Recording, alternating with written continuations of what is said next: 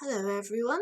Um, I hope you all had a really good Christmas yesterday. It's Boxing Day, and I probably look an absolute mess right now because I have just finished rewatching the Doctor Who Christmas special.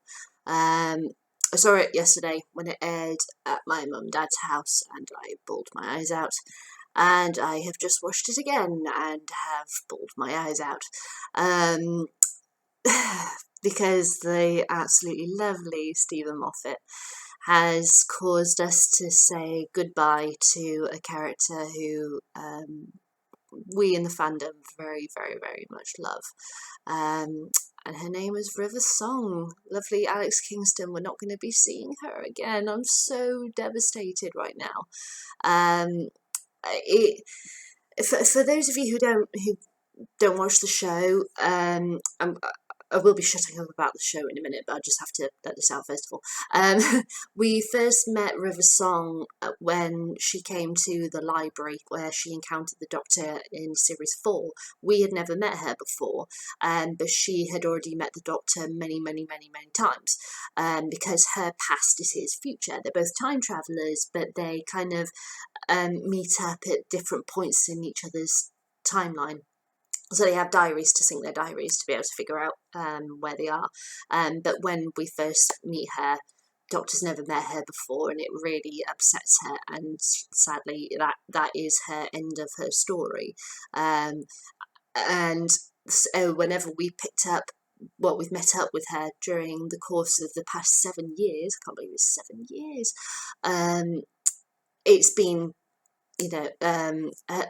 various points in her past. It's very interesting to see her relationship develop with the Doctor, and then yesterday it all came to an end as he took her to the planet of Beryllium, which in the initial library episode where we met her, she explains that the Doctor knew that she must come to the library and die because, well, that's a whole other long story. I won't go into that.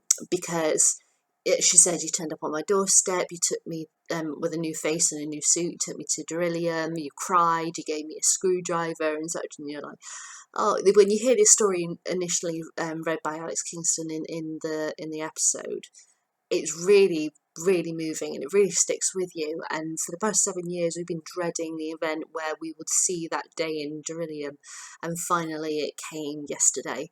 And yeah, got me rather upset, as along with the rest of the Whovian world. All of the Doctor Who fans around the world are now rather upset. Um, but yeah, we're rather upset with Stephen Moffat right now. Stephen, you a lovely darling for doing this to us. But at the same time, I can't help but kind of applaud Stephen Moffat, even though he has written it. Well, not he hasn't written the entire series, but he's been at the control for the past various five, six, seven, eight, yeah, like 5 series now. And the past couple, I have to say, I haven't been really impressed with at all. But the one-off episodes that he's written have been absolutely fantastic, and this one was brilliantly, beautifully written. So I do have to say thank you, Stephen, for writing that episode, for giving us River and her relationship with the Doctor, and I'm just so sad to see it end. And so yeah, I've been going through the stages of grief for a fictional character again today, just as I did yesterday. Oh yeah, that was fun. So yeah, right now I just feel like I want to delve head first into a vat of Ben and Jerry's ice cream that I've got in the freezer. But I'll do that later after I've had some dinner. Don't want to spoil my dinner. But it has got me thinking about great writers and the way in which they can tap into your various emotions. If you think about it, it is really an astonishing thing to be a writer, because you have to be able to understand emotions inside out. You have to be able to, well, of course you need to know your characters inside out, upside down, backwards, forwards, and yeah, know everything about them. But to be able to write them to make you feel as if they are real, to tap into the emotion of the reader, that's an astonishing thing, and I would applaud any writer who's been able to do that, no matter what the emotion is. If you're meant to feel anger towards a character, that's fine.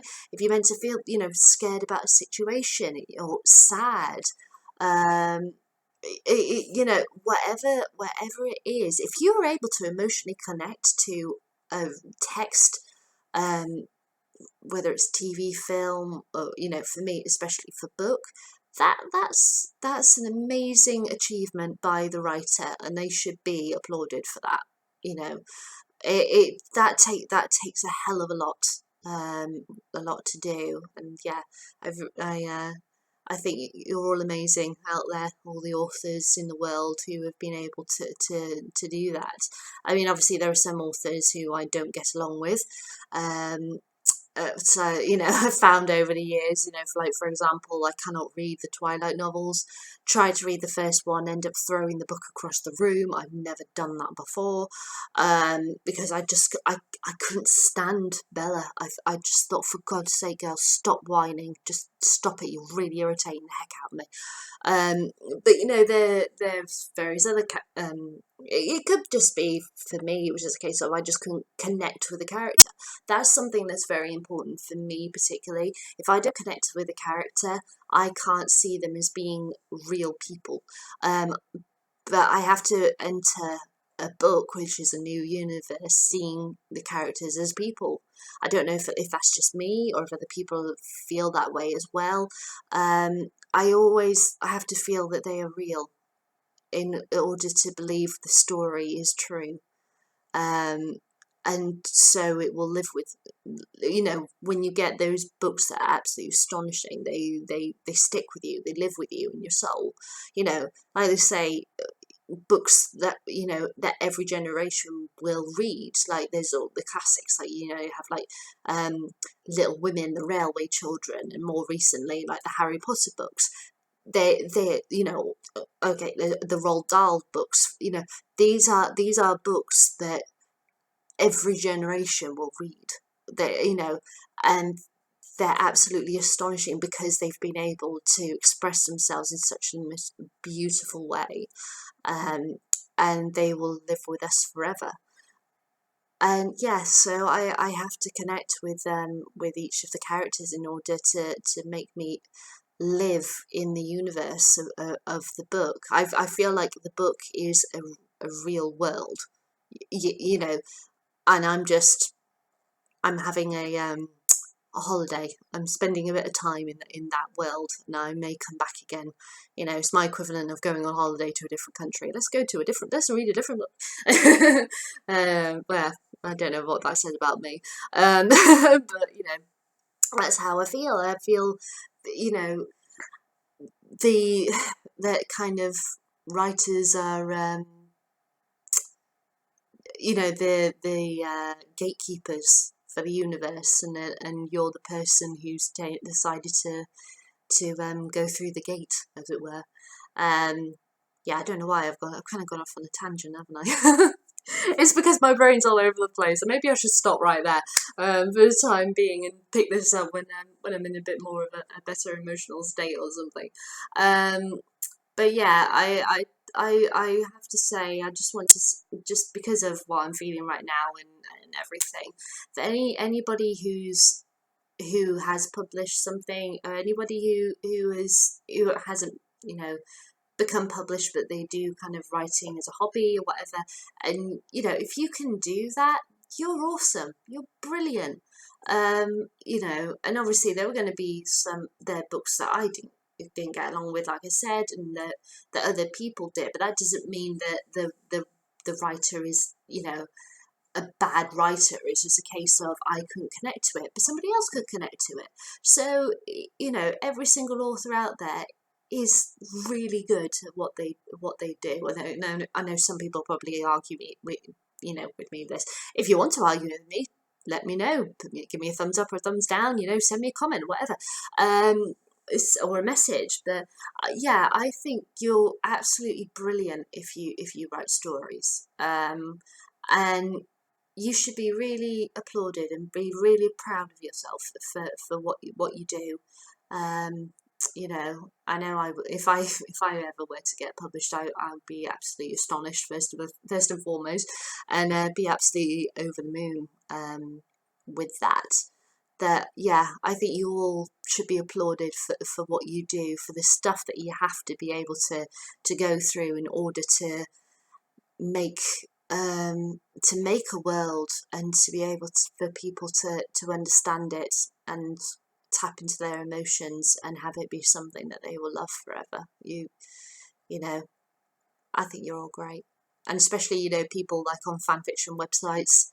You know, you're brilliant. All those who do fan fiction, because it's a form of art. So you're expressing yourself through a medium where you're kind of borrowing characters from a source, but you're making it your own, and I really like that. I think you're absolutely brilliant. So yeah, love all you guys in fan fiction worlds for the various different fandoms that I'm part of. So I'm going to stop there because I've completely forgotten where I started with this video. I'm completely off track, and this because I'm really tired and emotional right now. And as I said, I think I need to delve in headfirst into a tub of ice cream right now. And I will, yeah, I'll probably do another video before I start the challenge in in the next week or so. So yeah, just obviously to make up for this weird and wonderful video that I started and now gone off on such a tangent that I can't remember where I started. Um, and yeah, hopefully I'll be in a more balanced emotional state by then. But yeah, if you want to give me any comments, send a message, tell me what you think about writers and how awesome that they are for doing what they do. Or give me a thumbs up or thumbs down, whichever you like. And yeah, I would love to hear what you think, and I will see you when I see you in my less emotional state.